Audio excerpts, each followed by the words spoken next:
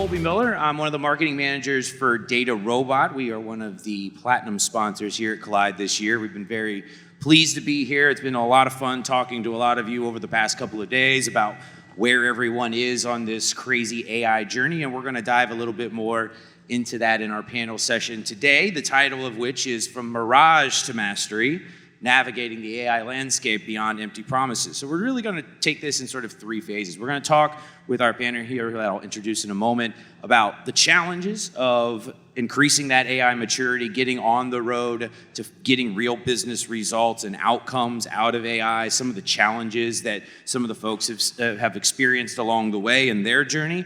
We're going to talk about what they're doing today, how they are leveraging AI for business results within the institutions, within the organizations that they work for and work with. And then we're going to talk about the art of the possible. And this is where we're going to touch on that wonderful topic that I'm sure everybody has heard ad nauseum throughout the conference here, generative AI, and what that means in real terms for business value moving forward. So we appreciate you all being here with you today. I am joined by a wonderful panel of folks directly to my left here who has been a star of this stage throughout the 2 days already.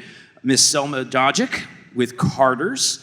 And if you don't know who Carter's are, they are the national #1 brand retailer for children's clothing and own Oshkosh Bagosh as well. Is that correct? Yes, I do want to say that you're doing a great job and have made me question my moderating skills, because this intro, I'm living for it. All right, good. Well, I appreciate your endorsement for sure.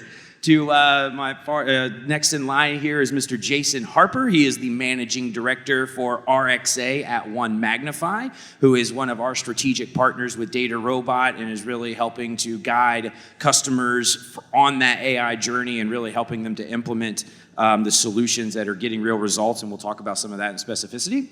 To his left is Miss Sarah Gibson, who is a analytics manager with Aflac, who, if you don't been living under a rock for basically the past 20 years, the #1 health insurance supplemental provider in the United States.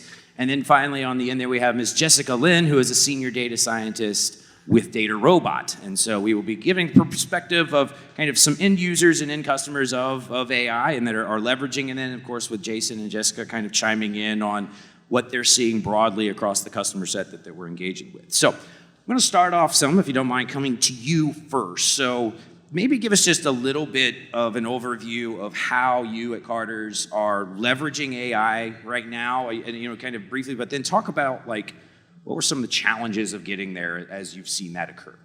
Yeah, so we've been on I'd say data and analytics transformation journey for the last 4 years. When I came into Carter's, we were really focused on kind of descriptive analytics, right?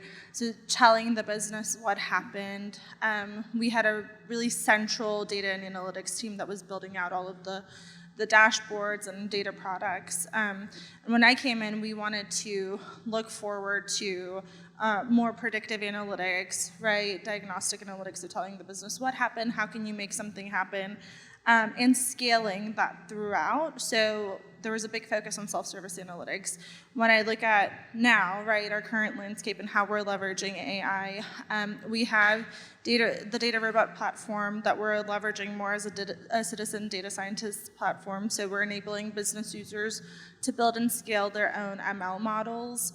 And really we're at the infancy of that journey, right? So we're building out a roadmap for each business function to say this is kind of the next best thing that you can do in your AI journey. And then to your point with generative AI, I think that there's, right, we're obviously on this hype cycle, and so everybody's really excited to figure out how we can leverage it. We do have an AI task force that's doing some exploration on what are those use cases for generative AI and how do we implement them in-house. Fair enough. I think it's really good insight. Sarah, I want to come to you next, kind of similar question, right? From a Aflac standpoint and the work that you're doing within Aflac, how kind of are you leveraging AI as a technology today? And then what have been a few of those bumps in the road that maybe have occurred as you've seen that progress within your organization? Right. So as you know, Aflac is a very older company.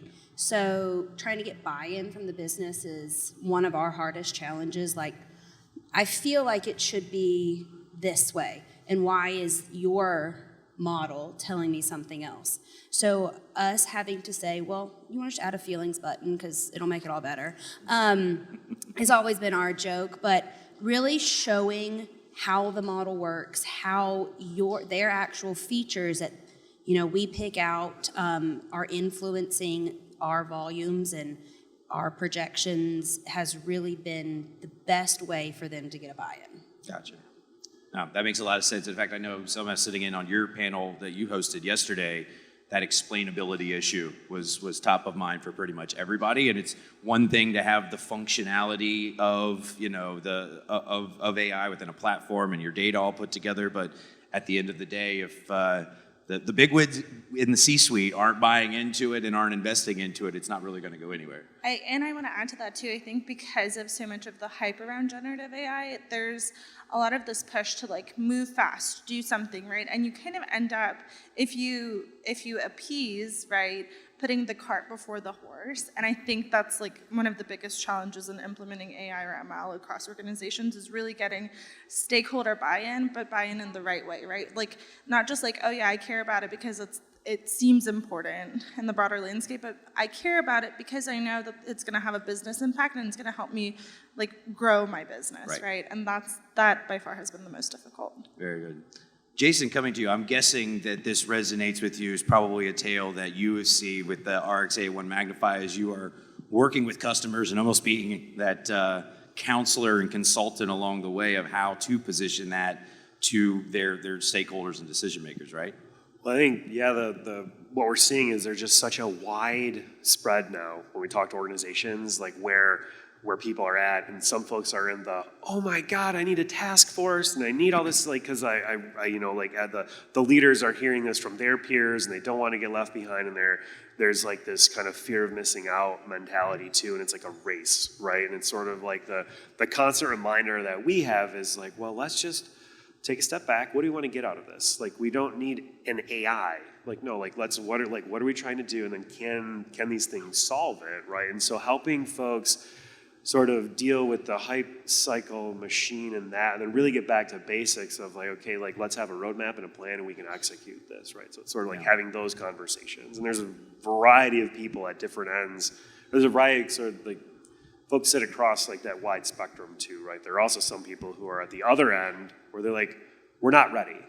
Like, and it's like, what do you mean you're not ready? You don't have a choice in this matter. Right. Like, I'm not saying like go race and dive off the cliff without looking, but I'm saying you need to start making progress now. Like, I was on a plane here with this. I just had to sit next to the CTO of a media company. So of course we got to talking, and of course I was shamelessly trying to sell him all sorts of stuff because he's stuck in a captive audience.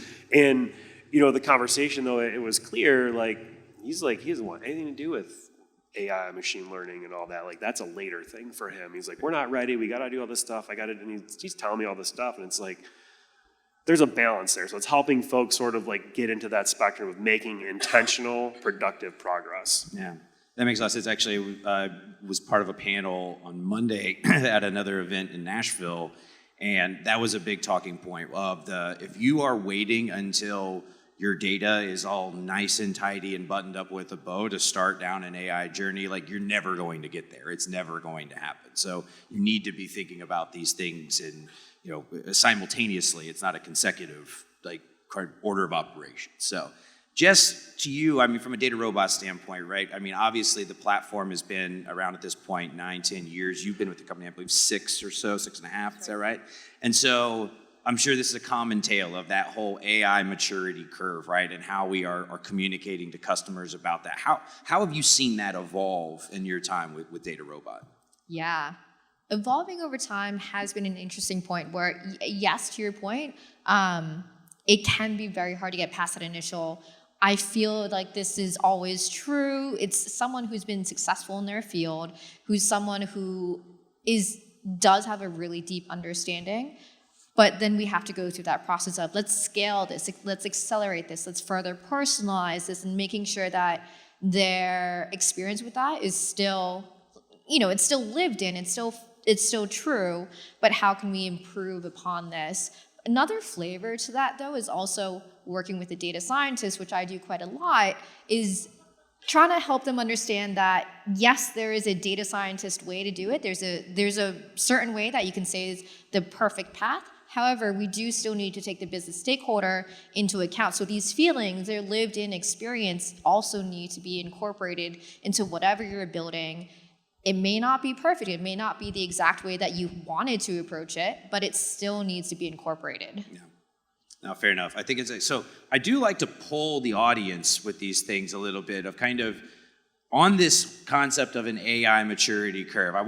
If you wouldn't do me the favor of just you'll hold up a hand and hold up a digit of 1, 2, or 3. 1 being we aren't anywhere, we haven't started, or we're just barely starting. Our data's still a mess. We're trying to get a lot of things in order. We can't even go down that road yet. Number 2 being, all right, we've got some things in place. Maybe we've even built a model or 2. Maybe there's one in production, but we're still kind of dipping our toe in the water. And 3 being, we're getting value out of AI on a daily basis, multiple models in production, and we're really headed down that road. Let me just see kind of by show of hands and a digit of where folks are on that path. Yeah. So I would say this is, and I also give the caveat, if your boss is sitting next to you, just like do it low, right? Don't, you can do it quite subtly. But I looking out at it, you're a fairly typical audience, right? Of like usually 70 to 80% of the audience is in that 1 or 2 spectrum, right? Yeah, I saw a couple 3s, maybe one gentleman up here and maybe one over here, but that is a fairly standard kind of spread of that particular question, which is why these conversations I think are important, because first off, it's nice to hear specifically from those folks that are leveraging within the organization, also hearing that it's not perfect. It's not like it, even once you get there, it's still a constant work in progress, constantly have to be showing that ROI. And then, so I think it's good from a relating standpoint, and then talking about how from a vendor standpoint, we're looking to solve some of these issues and make that, path easier for you. Selma, come to you kind of on that point of like what you're doing today, and without giving away the secret sauce of how DataRobot as a platform, but what are some of the use cases you guys are leveraging within your org? Yeah, so it's actually really funny. When I was preparing for this, I was thinking about like our journey over the past 2 years, and I remember some of the first use cases that we took under our belt in the COE always came top down. Right, so it was the CIO wanted to know this, we built a model. The CMO wanted to know this, we built a model. Right, so it was predictions around e-commerce traffic, because our channels, right, we have brick and mortar direct to consumer, and then we have our e-commerce channel that kind of operates a little bit differently. And during COVID, we saw a big spike. So what was happening to e-com after COVID? So we did a predictive model there. We built a model that would also predict or estimate the impact of marketing on demand, right? So like a big demand model that incorporated a bunch of different features. But what we really found was, because those were coming top down, right? They had these big ideas, it was top of mind. We worked really hard to spin up a model really fast. There was no due diligence before that to really it seems like they're bought in, right? But what's the feasibility of this model once we put it into production, it making an impact on the business, right? It actually changing decisions and people implementing those decisions based on the insights of the model. And because that hadn't happened, those models kind of ended up being shelfware, right? So they were in production, but they weren't being leveraged. Where we found the most success, and I would say that this is across the board, not just in the AI ML space, but also when we think about business intelligence, decision insights, right, is looking at the low-hanging fruit first. Because when I commit to a project with a business sponsor, what I think about and talk about with them is, what's the ROI, right? So what's the business benefit? Can we quantify that? But also, what's the feasibility, right? And when I think about feasibility, I don't just think about can we do the development? Is the development feasible? But I think about once we build the model, is it feasible that you have control over the decisions, right, to implement changes within your business processes to actually realize that ROI? And if the feasibility is medium and low, I'm likely not going to take that project on, right? I'd rather take on a project that has medium ROI and high feasibility It's low-hanging fruit. I know I can do it, and I know I can prove it to be successful, right? Like that I can actually implement the business change. Once you do that and you have that under your belt, it's so much easier to like expand into more complex use cases. Oh, that's fantastic. It's funny as we're having this conversation, realizing that we've talked very little about, coding, right? Or the actual like nuts and bolts, the data science part of the machine learning and deploying of AI. It has a lot to do with culture, with people. Right, yeah. And I would say too, like, this is something I didn't want to interject when you guys were talking about it, but like, it's almost never a data problem. Right. Like in the world that we live in now, there's data for everything, and even when it's really, really shitty data, we have processes in place, right, to like clean it up. We can augment that data. We can make it clean really quickly, right, like with all of this new technology that we have. So it's not a data problem ever. It's more of a people problem, right, a people processes problem. Interesting. Sarah, to you on that, I mean, you talked about already, like, which is kind of the legacy mindset of the organization you work with, but you've gotten over this hump a little bit, I think, now, right? So what are some of the ways that you have finally kind of got some of that buy-in and seeing, AI models, have some results for you, use cases that you're deploying within Aflac? Right. So one of our first, I would say, models inside DataRobot we did was, how when you go to Amazon, it says, people like you have bought this. Mm-hmm. Well, how do we personalize it for Aflac? And so we've taken our customer information and, we've kind of weeded out some data. We want to keep customers longer, so how do we make sure that happens? And then our agents are able to go into a sit-down conversation meeting with new potential customers and say, hey, plug in just a few information about us, and then we'll be able to say, hey, people like you bought accident or cancer because you want hospital or because, and be able to personalize it more. Mm-hmm. And that's actually in production across, and we're actually really able to see ROIs, which is a big reason that this was so successful. And I was just in a meeting last week about how do we expand this? How do we not just make it, new customers, how do we make it existing customers? Right. And that takes it, to a whole new level. That's one big use case. Kind of the thing we're working on right now is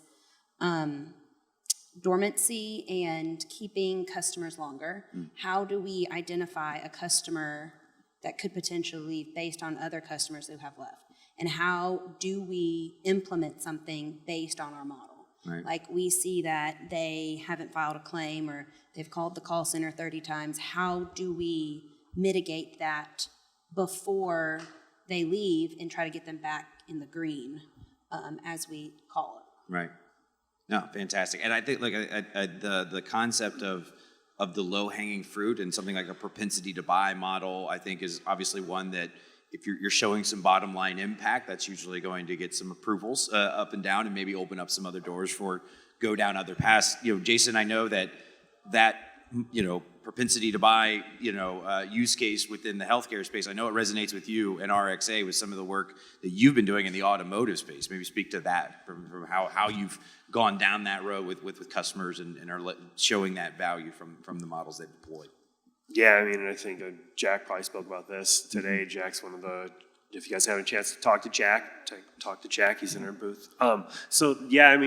For us, like it's been, and for myself, especially doing this now for around 20 years, well, I guess 23 years, and seeing the realization, right? So in particular, when it comes to like those types of predictive analytics and those types of use cases, that the level of granularity of the data that we have today and the power to be able to actually use tools like DataRobot, huge fan of DataRobot, by the way.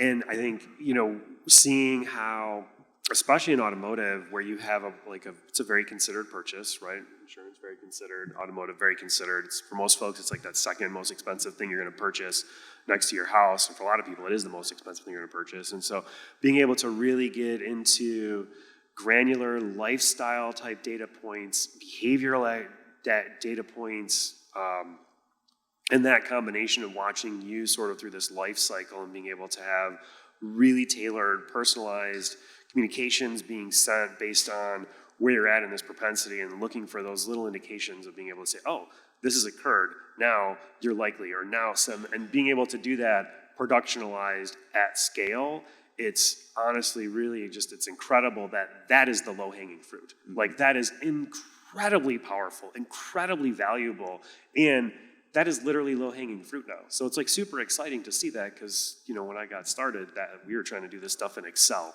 which was a little bit difficult. Right.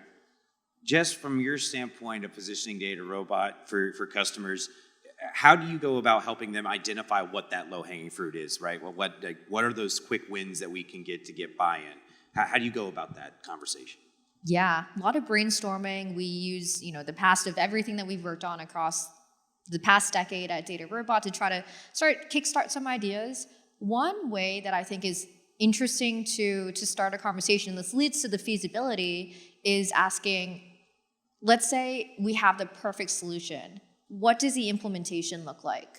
How can we actually make sure this ends up impacting decisions, whether it be, you know, an email that gets sent out, or it's a score on someone's, you know, in a dashboard, or wherever it lives. It cannot die in a PowerPoint presentation somewhere. We have to imagine, let's quickly pretend that, you know, the data science part is easy. We all know it's not, but pretend that we have the perfect solution. Now, what do you do with it? And sometimes that leads to more conversations of, maybe the people that we're talking to need to loop in more stakeholders. Maybe we need to ensure that, you know, the IT team is involved, or whatever it is. This can help us get to what are the easiest things for us to do that will still derive value, where we can get to that end result as quickly as possible. Right.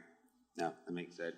Yeah, and I think that obviously the looping in the stakeholders, getting it widely across. I want to kind of switch a little bit on that note to kind of explainability and governance, right, of the AI in deployments. Okay, again, you're here. How do you continue to maintain the trust of the model and maintain the trust of your stakeholders in the model and what you're doing? And I guess an approach to that sort of explainability, you know, piece of this puzzle. Is that for me? Yeah, it's for you. I'm looking You're at you. Sorry, looking at me Selma, like- yes, you take that. Well, I think, right, like, whenever we engaged on a machine learning project, I mean, the bulk of it is really, it's because we have DataRobot and we're so thankful for it, we can actually do the development really quickly, but it's the iteration of it that takes time, right? It's like the testing against the subject matter expertise. Is this really, like, does this insight make sense? Like, is this what we're seeing against the ground truth? Is this what we're seeing like correlate to, like, you know, true business outcomes?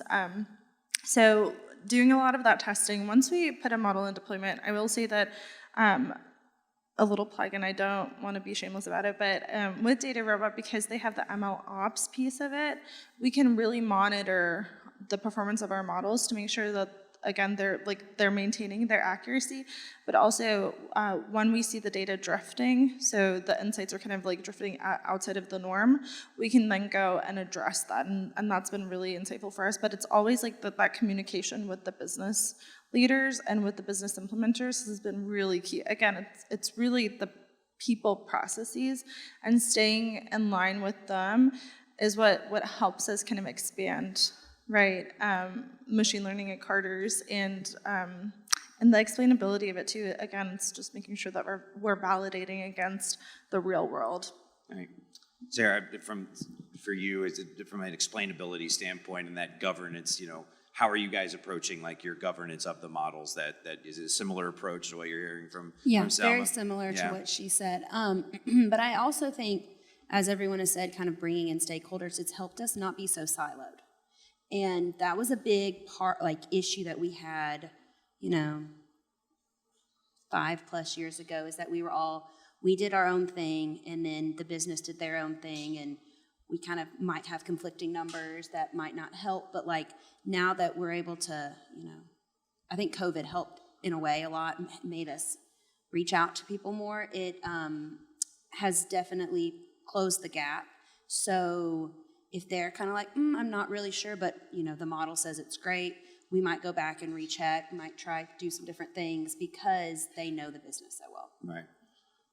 Could I just, adding to that, I think that breaking down of silos, and I think the number one thing that I've seen over my career, the number one most important thing when it comes to giving credibility, is that the business owner, business manager believes and understands that you, as a data scientist, understand the business. So it's not just about numbers and accuracy and things, but you actually understand that there's a consumer walking into a store, making a selection, having a problem, like that you really understand that. And if you can convey that to the business owner, that's going to drive a lot of credibility, and they're going to ask less questions about credibility, less like, is it da-da-da, because they're going to feel like, no, they have this. They're part of like the business. They're not this team over here to the side.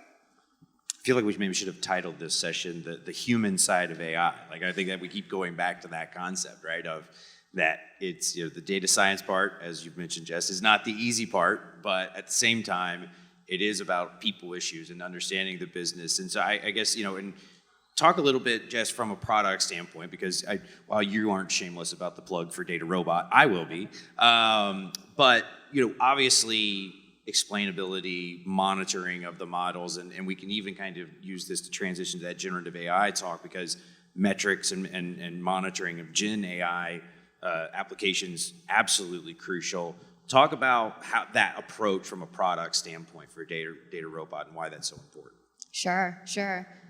I think we've talked a lot about governance here. I think something also important to keep in mind. Earlier today, I heard another talk where they mentioned human in the loop. So never forget that there is a human element involved, whether you're interacting with a person, someone's building it, you're creating this decision based off of someone's experience.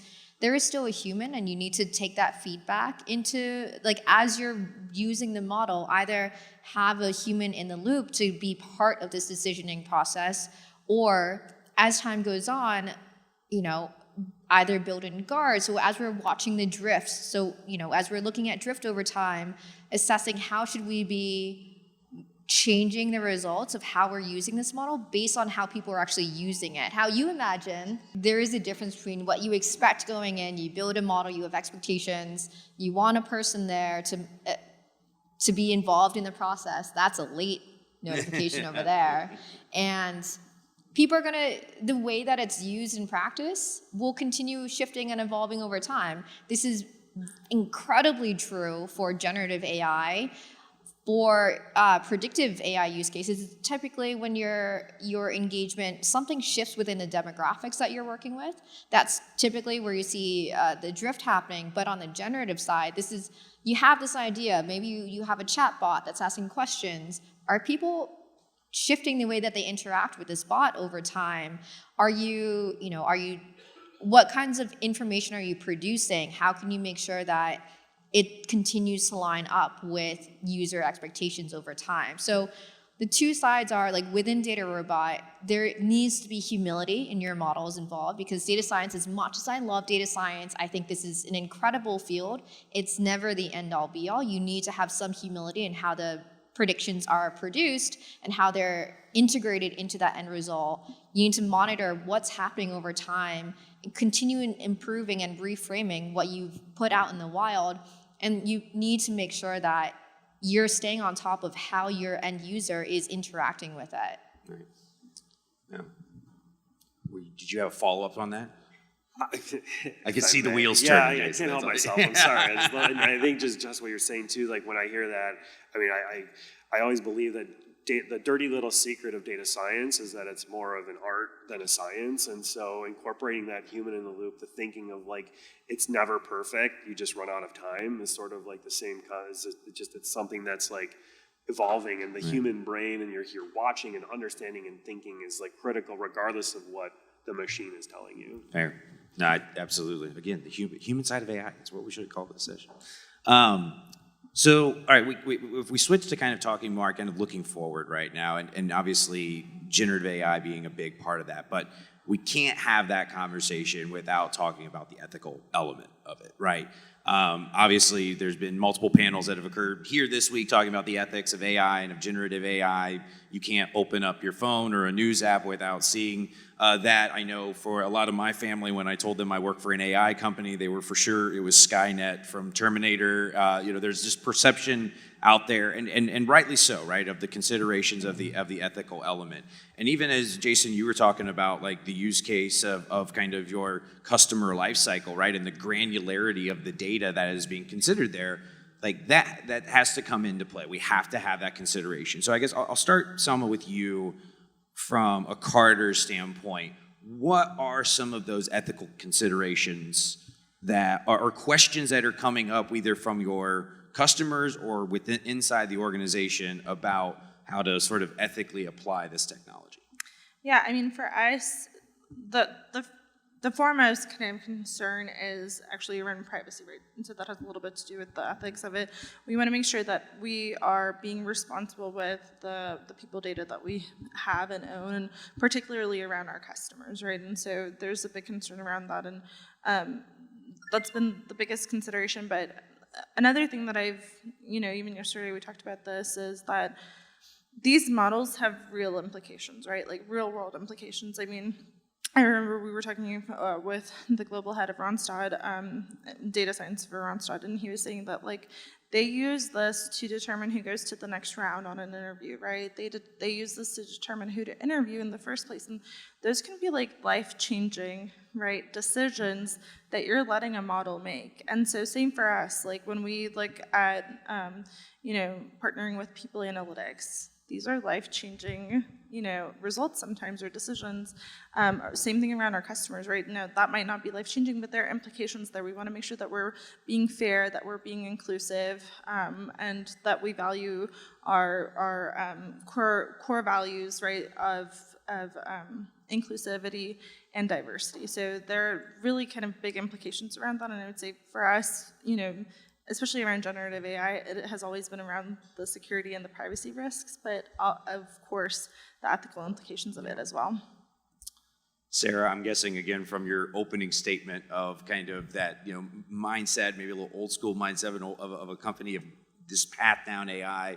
What are some of those questions that you're getting, within your organization of the ethical considerations of AI? So we have a whole team that basically just monitors that kind of information. And so, as I was talking about earlier, our suggestive selling tool, which, it was one of our first models that we put into DataRobot, we just threw everything at it. And when it came back, they were like, can't have that, can't have that, can't have that, can't have that. And we were so young and new, we kind of were like, let's just go for it. And we kind of were, the reins were held back a little bit. Right. And so we've now really focused on what is important. If it's not that, then maybe it's something else.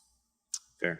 Right, and I'm guessing probably looking at it now, you welcome that governance, for sure. right? We for sure do. And sometimes we don't like what we hear always. Right. Because nobody likes to be told no. But it's going to help us in the long run. Fair. And I think if I can add to that too, I mean, in my past life, that I worked for a research organization. I was trained in economics, and there was always this like piece of the model that you couldn't account for, right? And it was like motivation, and it was your inherent bias. And so I think that's like a really important consideration also, that we are inherently biased, and if we don't acknowledge that, we can't do anything about it. And so like by way of development, right, and training the models, and there's bias in the data, if we don't acknowledge that, we can't handle that, the models themselves are biased, right? And so like, again, I just think that it's so good that we're having that discussion, right? Because then we can do something about it. We can make these models more fair. We can make the AI more equitable.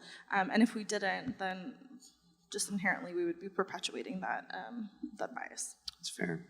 Jess, come to you on this, because obviously from an AI platform standpoint, like to Sarah's point of like we want to go just do it, we want to do it all. Like obviously that's we want to see how far we can push this thing, but what are some of the considerations ethically that you've seen within DataRobot over your time there and going into the building of the platform itself? Yeah, I really like the points that both of you have made. We've spent all of our time listening to customers, taking in that feedback, trying to build in solutions to some of these like We have compliance documentation that automatically gets generated, and if you have a MRM team, a model risk management team, that can be something that is already pre-baked for you, and that's an easy way to interact with that risk management team. With the bias, that's something that we have thought about for years at DataRobot, ways to measure that, because data is only as good as the decisions that preceded it. So there are very easy ways to make poor decisions from the correct framework, but because the underlying assumptions there was an issue there. So detecting that bias and mitigating that bias, like these are all tools that we built into the platform to help speed along that process. And if nothing else, at least to raise a flag that there may be something that you need to be aware of. If there's nothing that you can change about the end result, at least be aware that this is a concern and may grow over time. We do have a team at DataRobot that is fully invested in how can we be ethical, ensuring that they're up to date on latest standards. Even like in EMEA, obviously there are many considerations there that need to be made that are just as important for the modeling process as the data that goes into it. Yeah. Jason, I'm curious from your interactions with customers, particularly on the consulting side, as you're looking at implementation. I guess the first question is, who is usually the one that brings up the ethical considerations? Is it you asking, them, or is that something that they're coming to you with right off the bat? Well, to be honest, I mean, this is really, it's such a, it's a gray area, right? And so, like, it's typically, like, client-led, right? So I don't really know, because a lot, like, we're obviously not going to do things. We have been put into some situations where we've actually walked away from business because we're like, yeah, we're not going to do that. Good luck. Gotcha. And so like we'll bring it up then when we're walking away. But when we're actually like deploying things, so it does come from the business, and so it comes from typically very senior folks in the business will question things. And I think the most glaring use case to me is when you look at in the marketing world in particular is this like AI-based customer lifecycle marketing.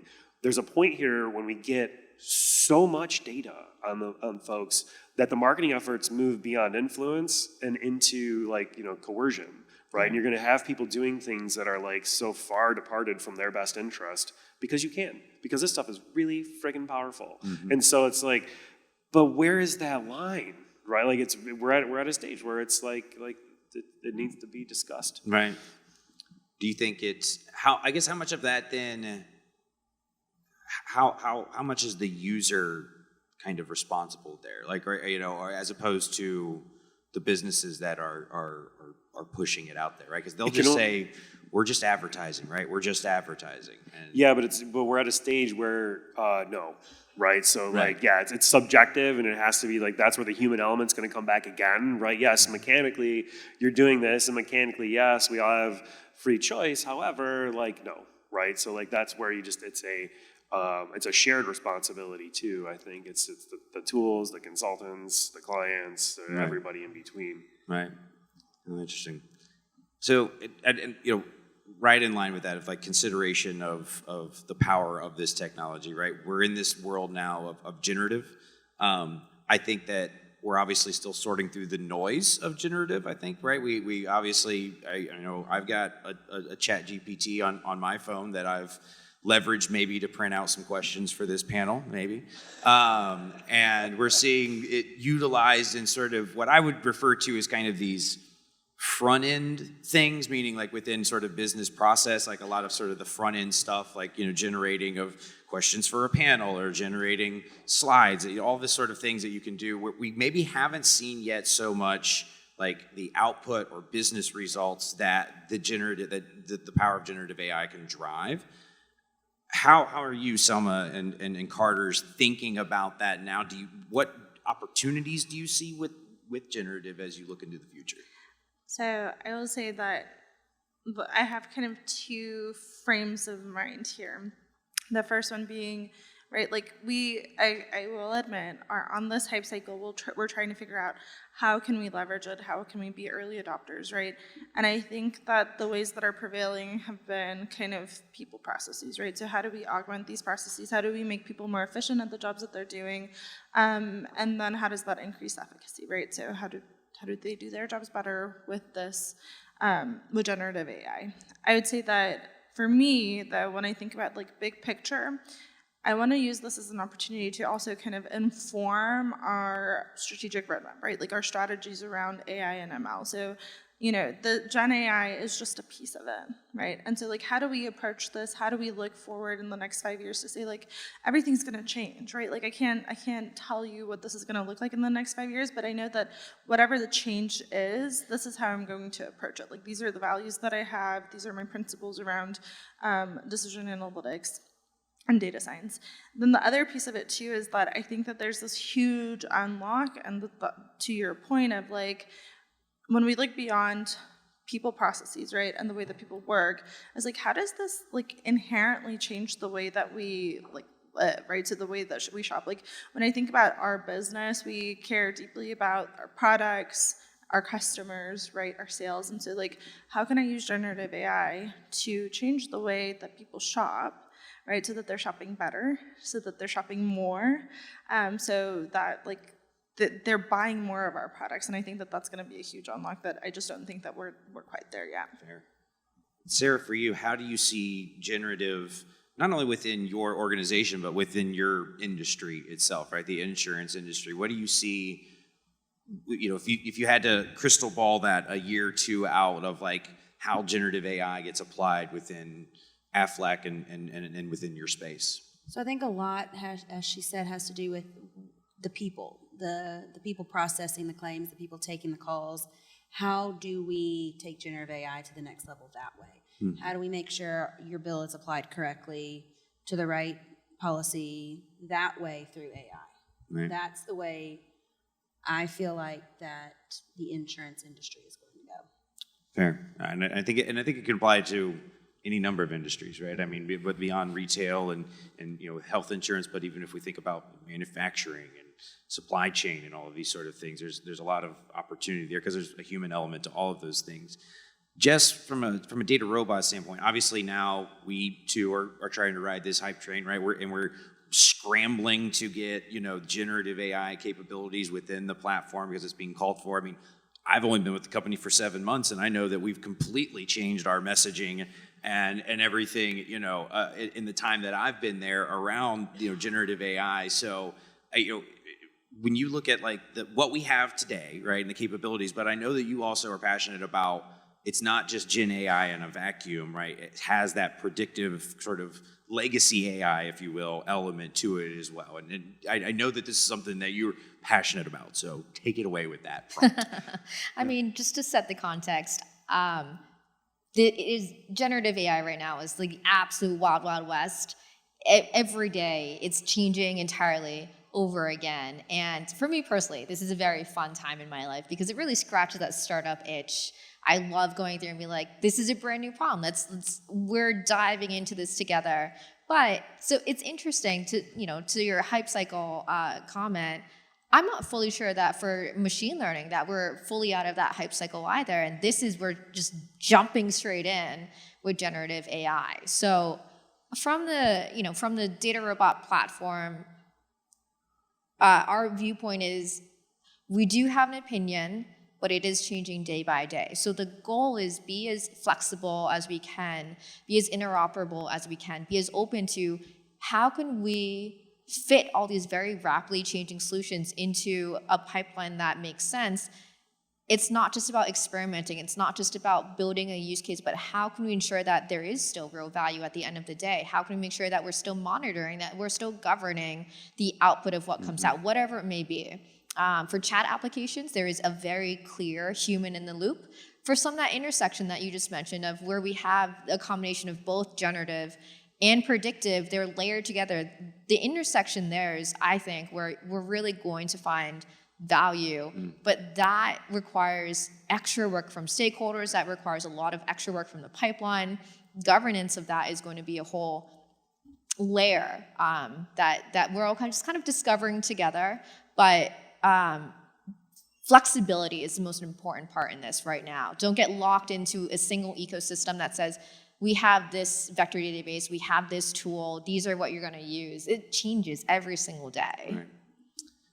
So Jason, and I think we're about 5 minutes or so left to finish this up. I think we're in good shape there. But how often are you hearing, hey, I hear I need generative AI from your customers, right? And then it's like, give me some of that generative AI.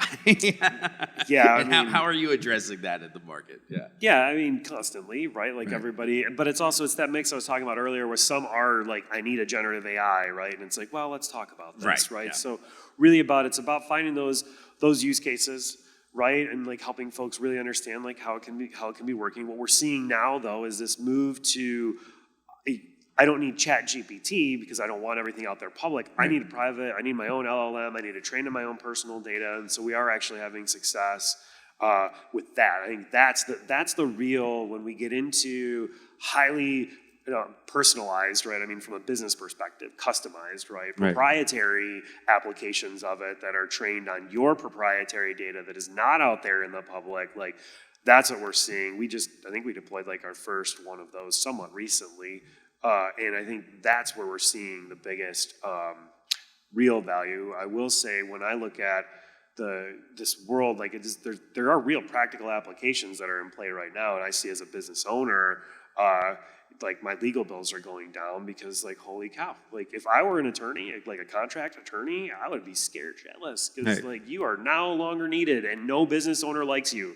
So like things like that are like, I don't know, that's fun. Yeah. Fair enough.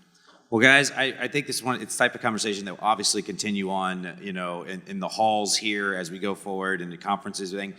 First off, thank you to the panel for jumping up here today, particularly Selma and Sarah for joining us today. Jason and Jess, you guys didn't have much of a choice, but thanks for, making it on time.